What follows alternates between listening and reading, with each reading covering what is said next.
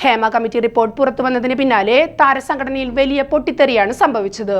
President സ്ഥാനത്ത് നിന്ന് Mohanlal രാജിവെക്കുകയും ad hoc committee നിലവിൽ വരികയും ചെയ്തിരുന്നു.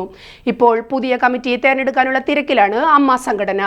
സംഘടനയ്ക്കുള്ളിൽ വിഭാഗീയത ശക്തമാണെന്ന സൂചനകളാണ് പുറത്തുവരുന്നത്. ഭാരവാഹി തെരഞ്ഞെടുപ്പിൽ ജഗദീഷും ബാബുരാജും ജയിക്കാതിരിക്കാൻ എതിർപക്ഷം കരുനീക്കം ആരംഭിച്ചിട്ടുണ്ട്.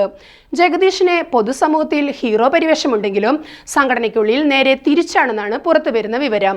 നടി മാലാ പാർവതി മാധ്യമങ്ങൾക്ക് മുന്നിൽ നടത്തിയ തുറന്നുപറച്ചിൽ ജഗദീഷിനും ബാബുരാജിനുമെതിരെ ശക്തമായ വികാരമുണ്ടെന്നത് വെളിപ്പെടുത്തുന്നു.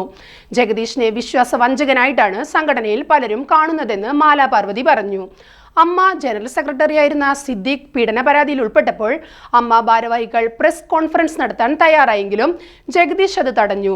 ഇപ്പോൾ ഒരു മാധ്യമങ്ങളെയും കാണരുത് എന്ന് ജഗദീഷ് നിർദ്ദേശിച്ചതോടെ അപ്പോഴത്തെ പ്രതിസന്ധിയിൽ എല്ലാവരും ജഗദീഷിനെ വിശ്വസിച്ചു. ജഗദീഷിന്റെ കൂർമ്മബുദ്ധിയിൽ വളരെയധികം വിശ്വസിക്കുന്ന അമ്മ ഭാരവാഹിത്വത്തിലുള്ള അംഗങ്ങൾ മാധ്യമങ്ങളെ കാണേണ്ട എന്ന് തീരുമാനിച്ചു. പക്ഷേ 2 ദിവസം കഴിഞ്ഞപ്പോൾ അദ്ദേഹം സംഘടനാ ഭാരവാഹികൾക്കെതിരെ ആഞ്ഞടിച്ചു. ഇവർക്ക് വായില്ലേ, ഇവർക്ക് സംസാരിച്ചുകൂടെ എന്ന് പറഞ്ഞു. അങ്ങനെയാണ് അത് മുഴുവൻ പ്രതിസന്ധിയിലോട്ട് പോയത്.